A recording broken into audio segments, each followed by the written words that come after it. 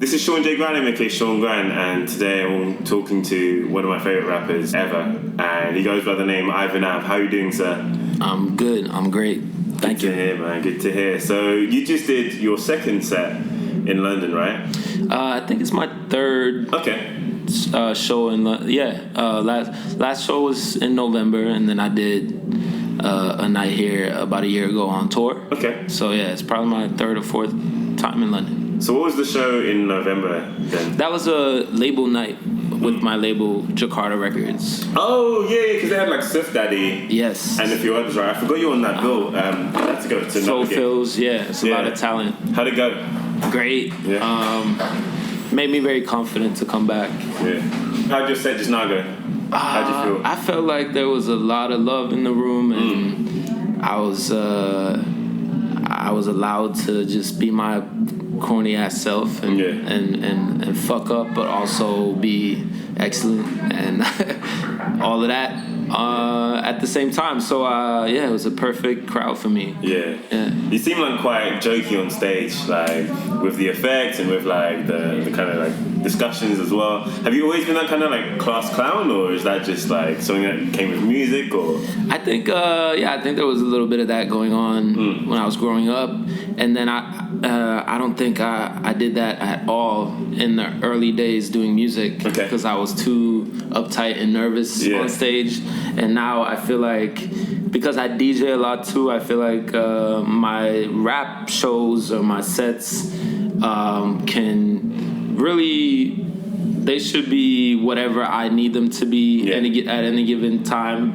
And so I DJ a little bit in my sets. I DJ my own beats, and then I also play some records that I like. Some amazing records. Thank you, man. And yeah, I just like the vibe of it, not to be a strictly like hip hop rap set. I want it to be however I'm feeling on stage that night. Yeah. And that's what I try to convey. Yeah. Cool, man. Yeah, it was crazy because I wasn't expecting you to start DJing, and then you're pulling out all these records, and I was like, wow. Because you got into music through breaking, is that right? Yeah. I would say I probably got into hip hop before I started dancing, but the dancing definitely like made me stay in it. Yeah. And then I got older, and I wasn't really that talented b-boy, but I just felt like this was definitely the music that resonated with me, and I still dance just because I love to move to good music, but and I do that during my sets too. But I think rap just kind of, it was an avenue that I really felt like I could go further down. Yeah. So how did you get into DJing? Was that through breaking as well, or? I guess I'm more of a record collector than a DJ, really. Okay. So when I was getting into hip hop more heavily, I realized that all of these beats that I loved were based off of other styles of music, and I started like trying to dig for those vibes that really hit me. So I started collecting records around, in my late teens, and then in my early 20s, I had a bunch of records, and I realized that I was able to like DJ a whole night, not necessarily technically amazing DJing, but I just love putting sounds together and selecting. Yeah. So I really got into DJing more from a digger's perspective. Yeah. Cool. And I think that blend where it's like, okay, a rap into some boogie nights like disco or whatever style, into discussion and having a kind of banter with the crowd is something, I wouldn't say it's unprecedented, it's definitely not, but I would say that like it's something that I rarely see these days. Right. And I think you use it to full effect, and I think it's an accurate reflection of who your character is as well. So it's a really cool blend to experience that, man. Thank you. So what kind of music did you grow up with around the house? Like, what were your parents playing? I would say I probably didn't really hear a lot of the music that turned me into the musician I am or whatever until I was in my early teens. Okay. Like maybe around like 11, 12, I would find these CDs in my sister's room. That blew my mind, like the Fugees and Lauryn Hill and Raphael Sadiq and a lot of just neo soul, R&B, and really R&B oriented hip hop. Yeah. That's what my sisters listened to. So this is late '90s, early 2000s, and yeah, it was kind of just through my two older sisters. Yeah. It really shaped my musical self. And prior to that, you know, my dad plays the trumpet a little bit. Okay. My mother's not really into music that much, which is crazy hearing myself say that because she's a really soulful person. Yeah. And my dad, you know, he was into jazz, but not like Sun Ra or anything. He was just into a lot of Christian jazz, and so yeah. But my sisters always played the piano, and they, you know, played the flute and whatever. So is that where the flute sample when you were a DJ? Yeah, it's like a little homage to my little sister actually. Yeah. Nah, it's just random, but yeah, my sisters definitely were better students of music than me. Yeah. So I kind of discovered hip hop as a way of doing music without going to piano class or any other type of class. Yeah. Amazing, man. So, apart from your sisters, who would you say has been most influential in getting you to this point of your career? Looking back. Could be anyway. Yeah, I would say I owe a lot to my crew in Oslo, Mutual Intentions, which is... you guys are sick. Man, it's such a crazy, fortunate time for me to move to Oslo. I spent some time in the U.S., finishing up school and stuff. And, what state was that? I lived in New York for a little bit, and then I was in the Midwest. I was in Wisconsin for a year. So were you teaching out there, or was that? No, that was me, like just finishing up college, basically. Yeah. And then I started teaching part time when I moved to Oslo. That's early 2011. Oh, okay. So it's been a while. And Mutual Intentions evolved into what it is now through DJing together, digging for records together, just hanging out. A few of the members are more so visual artists. Yeah. So it's really a full like range of interests and talent, and yeah, those dudes and Charlotte Dos Santos are shout out to her. Our only female member. She's kind of moved on to Fresh Selects. Yeah, she just dropped a new project. Yes. No, a new single from the project. Yeah, she's amazing. Yeah. So yeah, all those dudes and that one lady, they have definitely shaped me and allowed me to just stay inspired. Yeah. So how did that collective start? Because I didn't know about them until maybe a few months ago. Right. And they were following me on SoundCloud, and I was like, whoa, okay, like you guys are crazy because you release these compilations, and then you look at the names, it's like Charlotte Dos Santos, like Ivan Av, Fred Fades, Yogi Soul, like all of these different amazing cats, like all in one collective, all coming from Oslo, right? Or related to the city. So how did it start?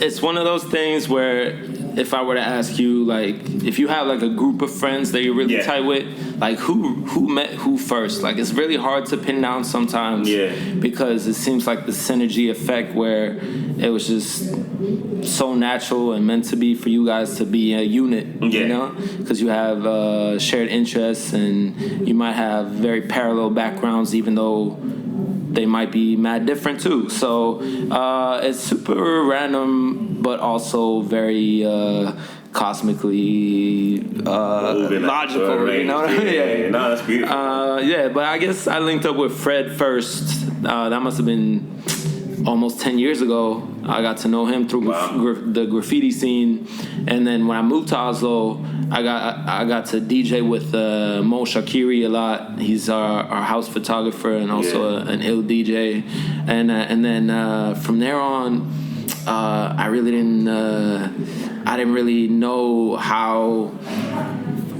we turned into what we are now. I guess I wasn't paying attention. I was just like following the vibes and enjoying the ride. I mean, that's the beauty of it. There's no, I can't speak for you guys obviously, but it feels like there's no set goal. It's not like we're trying to be this face, we're not trying to represent this. It's just like we are who we are. We do what we do together, and that is the beauty of it. It's all natural.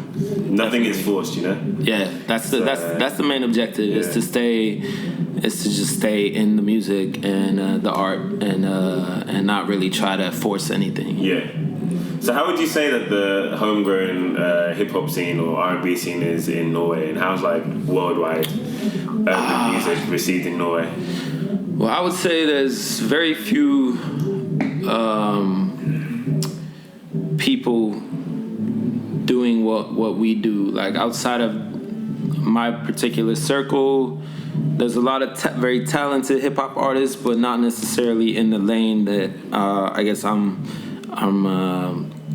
considered to be in. Yeah. So I don't really pay too much attention, to be honest. Okay. And that's not that's not the hater in me. That's just the very busy creative person in me. Yeah. So there's some talented R&B singers. There's this lady by the name of Fie, who's very dope, and a band called I'm just brain farts right now. But yeah, I guess I'm still not really in tune with the Norwegian hip hop scene. Yeah.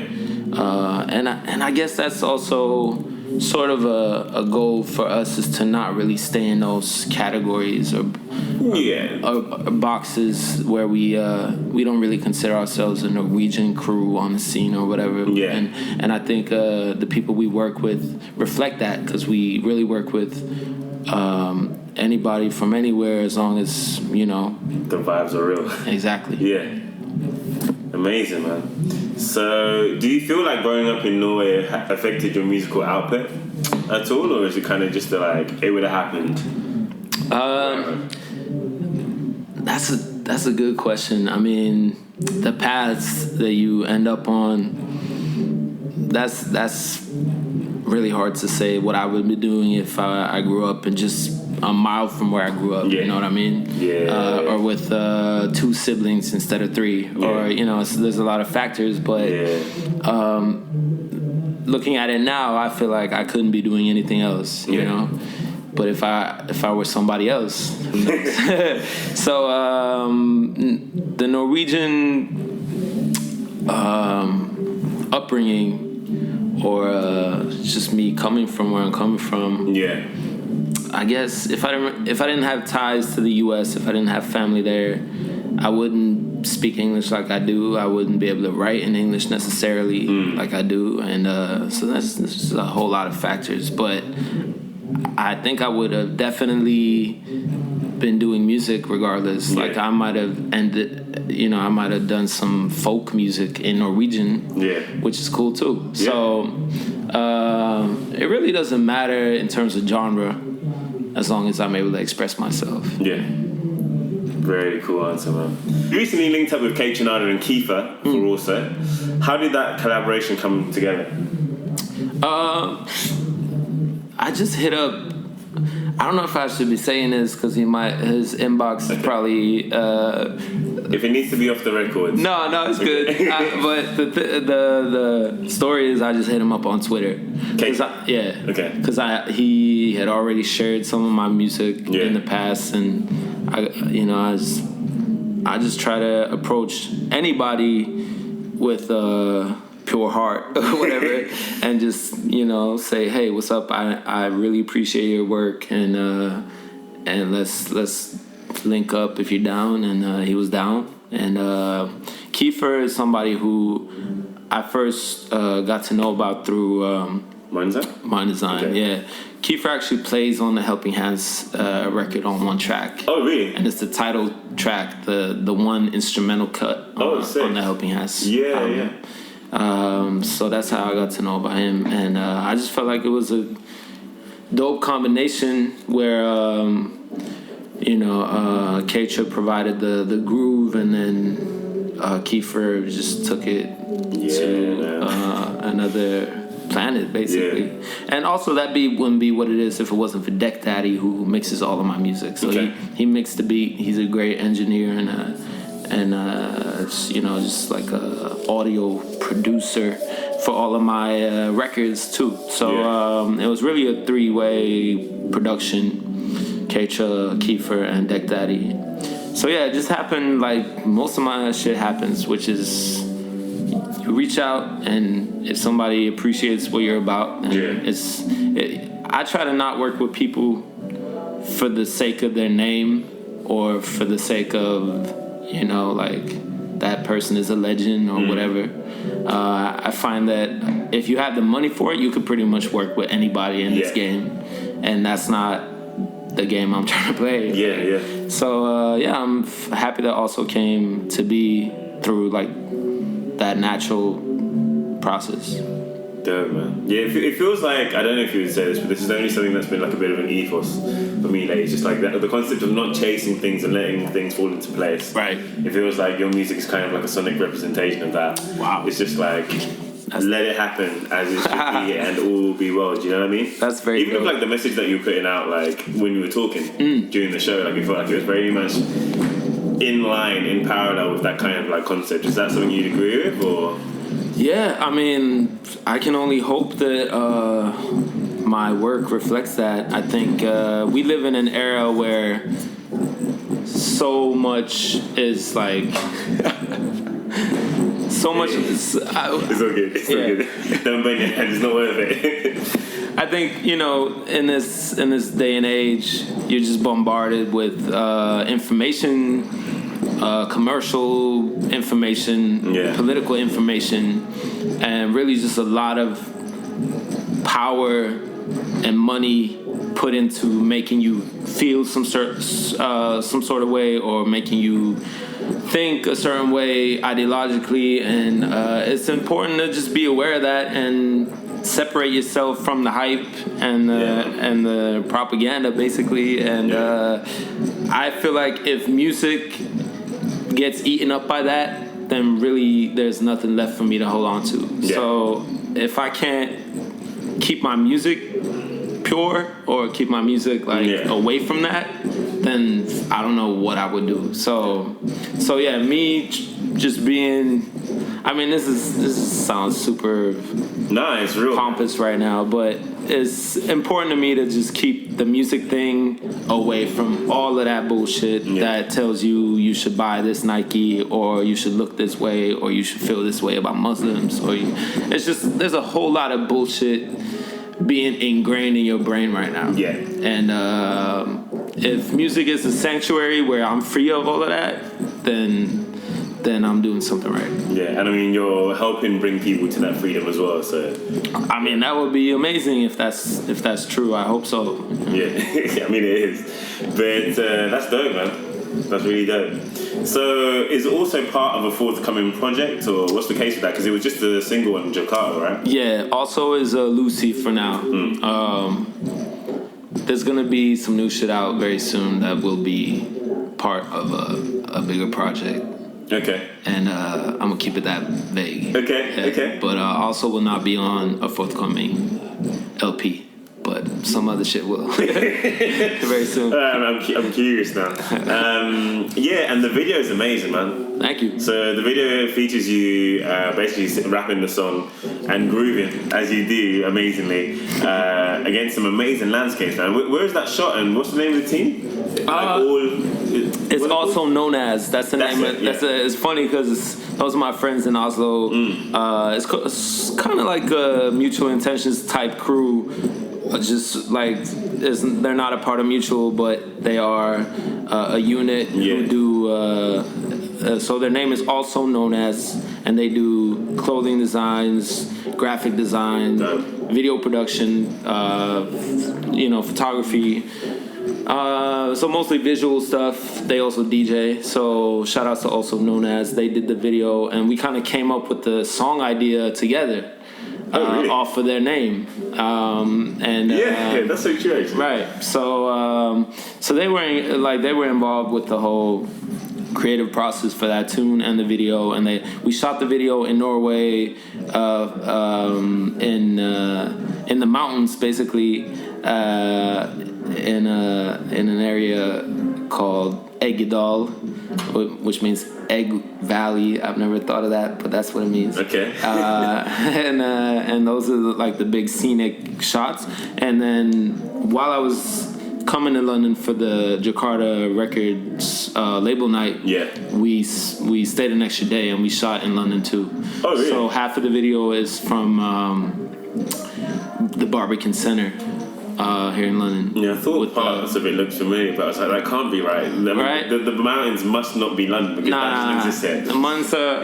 The mountains are definitely Norwegian, and the skyscrapers and the brutalist architecture is here in London. Trust us to provide that for you. Right. But so do you feel like a connection to London and the scene here, or do you feel like there's anything like connection? Not musically necessarily. I know of a lot of dope artists coming out of London and the UK. Like, I'm a big fan of Wulu. Oh man, he's dope. And I really like Hawk House. Yeah. And I fucking love NTS. So there's a lot going on here that I really enjoy. Yeah. And Cosmos Records is one of my favorite record stores.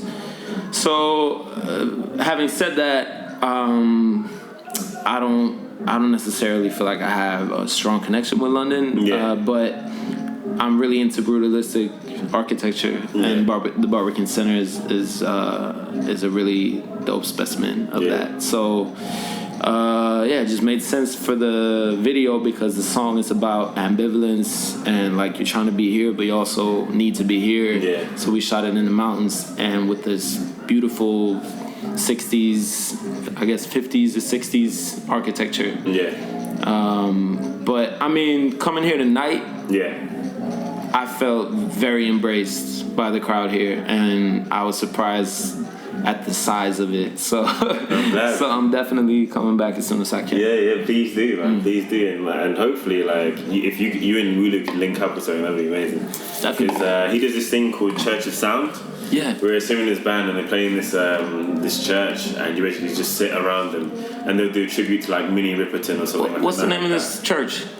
I can't remember the name. Because I think I might have been there. Oh, maybe. I saw Fatima at that church. Okay, maybe that was there. But yeah, he does that like every 2 or 3 months, and it's just an amazing experience. Right.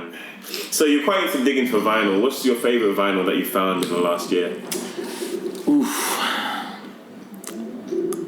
I'm trying to think of a record that I found lately that I'm not sampling. Because if I'm sampling it, I don't want to say the name of it. Okay. Fuck it. I'ma just...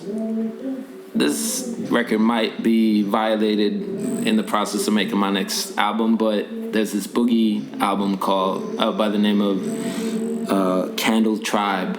It's a private pressed, rare Boogie R&B record from like the late 80s. Yeah. It's called Candle Tribe. Okay. And there's some stuff on YouTube. So if you're into like weird, fucked up boogie R&B, you should just search for Candle Tribe. Did you play it today? No. Okay, I'll check it out. It's too expensive. I don't bring it on tour. You gotta keep that in the safe, in the vaults, waiting to be violated. Yeah. What was I gonna say? So you've mentioned in other interviews that you wanted to start producing for yourself. Is that a thing now, or do you give the samples to other people? You've done that before, haven't you? Yeah, I've done that with Mind Design especially. Yeah. But I guess for this next project, I'm doing a little bit of both. I might have a beat or two on this next album. But is that the first time? Yeah. Yeah, I thought so. Actually, I've done EPs just like online where I've produced myself. But once you press it on vinyl, I feel like the production just needs to be... Yeah. I mean, the whole engineering side of production is so essential. Yeah. And I'm not a scientist like that. Like, I'll know a good sample when I hear it, but shaping it into a piece of music is it's like witchcraft. Yeah. So I'll do a little bit of both. I have a lot of people lined up for this next LP, beats I'm working on right now. Okay. So, yeah. So those will be beats that you're rapping on with the people. Yeah, it's not beats you're giving out. Right. It's mainly production on my album by some different names.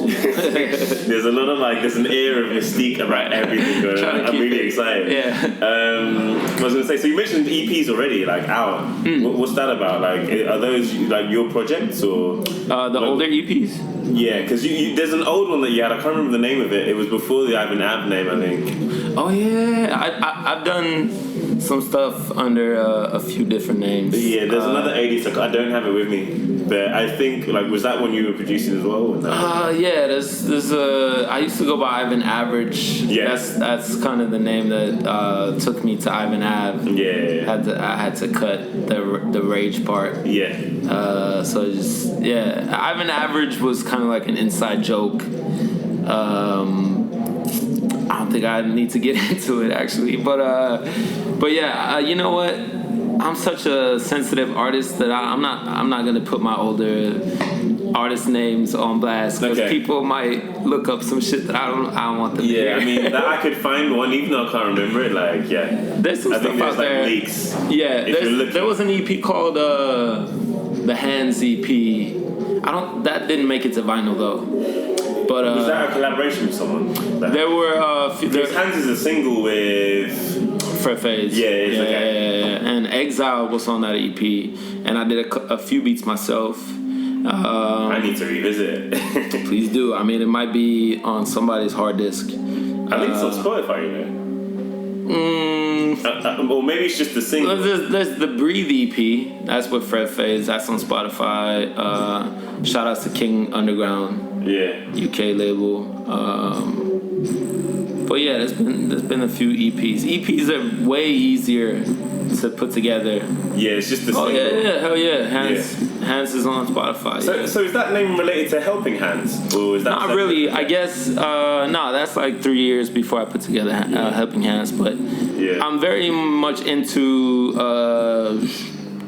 the physical realm when I create music. I like to include just any type of very concrete bodily experience in my lyrics because I feel like there's so much potential there poetically. And it's really untapped as well. I think a lot of people don't think to go there. It was about the external. Yeah, right. They don't even look in first. Right. I mean, there wouldn't be any external anything if you didn't observe it with your physical self. So deep. Yeah. So, do you feel like your writing process has changed over the years since you started making music? And if so, how? My rhyming process. Sorry, writing. Writing. Oh, sorry. Yeah, definitely. I feel like I go through phases of stuff that I want to focus on lyrically, and I also, you sharpen your tools, and then you might forget a tool or two and pick up a new one, and it definitely is ever evolving. But having said that, there's something to be said for being young and super hungry. I'm definitely still. I don't feel like I've made the best album I can make. Yeah. So I'm still chasing that, but I'm not 22 anymore. I'm pushing 30, and I feel like maybe people who passed 30 shouldn't be rapping anymore. Why? I don't know. I mean, I probably won't feel that way when I'm 30. Yeah. Because that's how defense mechanisms work. Yeah. But there's Nas put out Illmatic when he was 18, and it's not 1994 anymore. But still, I feel like there's something about that young energy that I don't want to keep making music if I lose that edge, and I don't think people necessarily know when that time comes. They're not always sensitive to because you grow into whoever you are and whatever you do, and you're kind of blind. Some people definitely turn blind to what they're doing and maybe the fact that they shouldn't be doing it. Yeah. So yeah, let me know when that time comes. I think judging by the crowds, you will know that it's not gonna happen, man. That time ain't coming. Well, we'll see. Did you hear Nas's last album, Life Is Good? It's old now. Yeah, I heard a few cuts off that. Okay. What's the guy's name who produced? Not No ID. Or... Nah, he was on there too. This dude Malik something. Malik. He did what's his name? Not Salam Remy. Oh yeah. Okay. My bad. No. Yeah. He probably produced all of my favorite cuts off of that. Yeah. He's dope. He's amazing. Other than that, I actually made a list on Spotify, a playlist called Nas's latest album, No Whack Cuts. And it had like 5 songs on it. Okay, I might disagree with you, but you have a bunch of playlists on Spotify as well, like with random names like E or something. Yeah. I just got back on Spotify. Okay.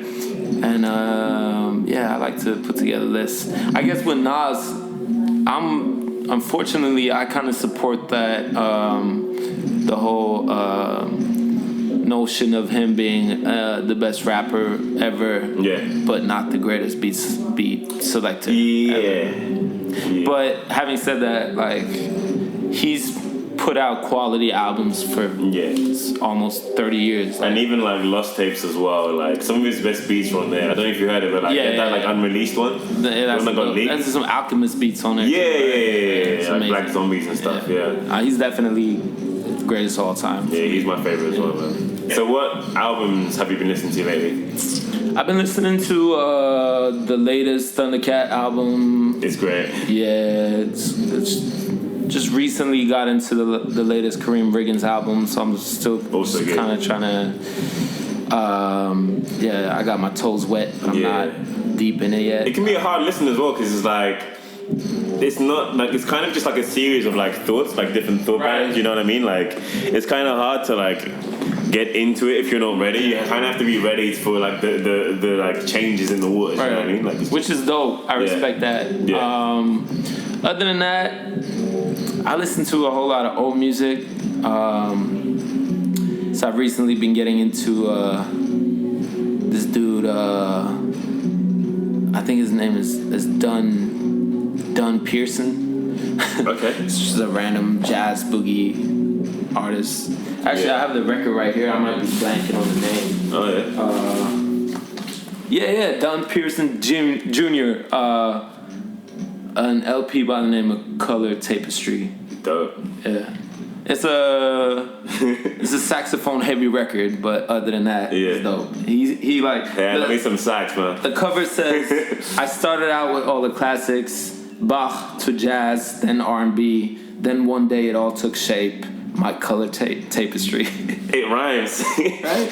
The man made it rhyme, and he's like so happy on the front. And he's not too sure of himself on the back. So it's like he's trying to show you. He's like, I can laugh and joke with you, but don't play me, boy. Yeah, exactly. I got you. He's got some chops for sure. Dunn Pearson Jr. Okay. Yeah. That's dope, man. Yeah, what was that machine that you were talking about? Because it glitched out during the show, right? Like you said, it's from like 1997. Yeah, I rock with the SP555, and the reason I do that is because I've had laptops die on me and act weird on stage, and so I kind of went back to basics, and I have all my beats on the SP555, and I've never had anything like this happen. Where it was just playing every beat with the delay effect on for some reason. Yeah, it was mad. So, and I'm sure like I just hit a button that I've never hit before. Yeah, because it doesn't glitch, it doesn't fuck up. And that's the beauty of it. Yeah, it's all human error. Yeah. So it's definitely on me. Shout out to Ben as well. Yeah. That was funny, man. Dude, Ben is such a great sound guy. Like, the myth about sound guys is that they're always assholes. And a lot of times that's true. Yeah. But Ben, he was like in some sort of zen zone where from the sound check on, he was like we'll take good care of you. And like he's just very calm and very friendly. And so shout out to Ben. Shout out to the British accent as well. That's a good point actually, because you led into a question I forgot. If you had to name one misconception that people have about you or your music, what would it be? Oh shit. That's a tough one. You can take your time. Yeah. I have to. I mean, as long as you're ready to wait for sleep. No, I'm good. I feel very fortunate these days to have crowds anywhere I go who seem to be very in tune with what I represent or whatever musically, and but you know, there's definitely very few white Northern European males who get to do what I do, which is I create music within a genre that's definitely historically black and American, and so I guess my one Achilles heel is that I've always felt very humbled by partaking in that ancestry musically, or what's it called, like lineage. And I don't feel like people necessarily misunderstand me or whatever, but I feel like some of my listeners might think of me as a white rapper or a European rapper, and they might embrace me for reasons that I'm not necessarily comfortable with. And embrace you in a box that you don't want to fit, or like that you're beyond, really. Exactly, and I'm definitely aware that I'm all those things. I'm privileged as fuck because I'm from where I'm from and I am who I am. And I acknowledge that, but I feel like in the music that I create, I don't want any hype for being the next white rapper ready to blow. Like, I would rather never blow. If that was what it took. So it wouldn't really be any fan or person in this crowd tonight that bugs me out, but maybe just the way the game is set up and society in general is set up, which is, where is the money? Like, who can we pimp out for this money? And you don't want to end up as the next Elvis. I mean, it would be dope to have like a Graceland mansion, but not for the wrong reasons. No, that's a really, really aware and very honest answer. I think I wouldn't call it an Achilles heel at all. It's kind of a beneficial thing, I think. And I think it's that awareness as well that makes it very easy for people to approach you and for people to see beyond what other people might try to label you as, because you in your natural state are you, and you are very aware of what's around you, but you also do your own thing. I'm kind of like talking nonsense but trying to make sense at the same time. You know what I mean? So it's just like, whereas someone else might carry themselves in a certain way and not be mindful of where they sit in the spectrum. Definitely. I think that knowledge and that wariness makes you both more approachable and your music more relatable. That's great to hear. No, appreciate that. It's just real. So what artists do you think we should be on the lookout for, apart from yourself? What artists? Wow. So I'm gonna just plug a few of my homies who are very up and coming and slept on. My boy Jawn Wrice, that's Jawn Wrice. He makes boogie and house music, but kind of like in a post-apocalyptic retro style. Okay. You just gotta look him up on SoundCloud, Jawn Wrice. He's amazing. And outside of my circle, I guess I would have to mention actually another Wrice, Joyce Wrice. Yeah, I saw her live a few weeks ago. She's amazing. There's John Bapp on Fresh Select. It's amazing. I guess those three. Those are three artists who are not necessarily on everybody's radar who I listen to. No, good choices, man. I don't know if you've heard it, but Kiefer's album just dropped as well. Yeah. Kicking It Alone is, man. That dude is like he's on steroids chords wise. Like he has ideas for days. Literally, he's doing a thing right now where he's making 15 songs over 15 and days. And he just drops them on SoundCloud, right? Because you see like 3 out of 15, 4 out of 15. Keith Daddy Supreme. Yeah. You should check him out on SoundCloud. He puts out a song every day for you right now for 15 days. He's crazy. Yeah, he just has chops 4 days. Literally. And that album as well, man. Like some of my favorite joints when they're like, what's it called? Kicking It Alone, is it? Kicking It Alone. Let me check the last tune. Yeah, that's hella dope tunes on there. Where is it? Yeah. Kicking It Alone. It's just amazing, man. All the loops from there. Whoops. Didn't mean to play. Kiefer. Yeah. Shout out to Keith Daddy Supreme. So, last question, what are your plans apart from this mysterious LP? Like for this year or... Well, my plan for this year is to put out another LP. And if everything goes according to the plan, it'll be out in late September. So hopefully I'll be dropping some tunes and videos off of that. In the next 6 months. Okay. Is that in Jakarta again? Yeah. Okay. Jakarta Records. And real last question, because it came back to me. What is it about Jakarta that makes it feel like a good home for your music? There's a lot of things that really resonate with me. Jakarta, first of all, they put out a lot of great first and second projects from artists who you now know from their like big time projects like Anderson .Paak, Kaytranada. They were early to recognizing the talent. Yeah. And I really respect that as a label. I respect people who want to just release dope music that they know might not be for everybody, and then let that artist go and do their thing. And I'm not trying to leave. That's not what I'm saying. But yeah, that's one thing. And then also they have a sister label called Habibi Funk where they re-release Arabic funk from all over Northern Africa and the Middle East, which really feels important right now in terms of the political climate.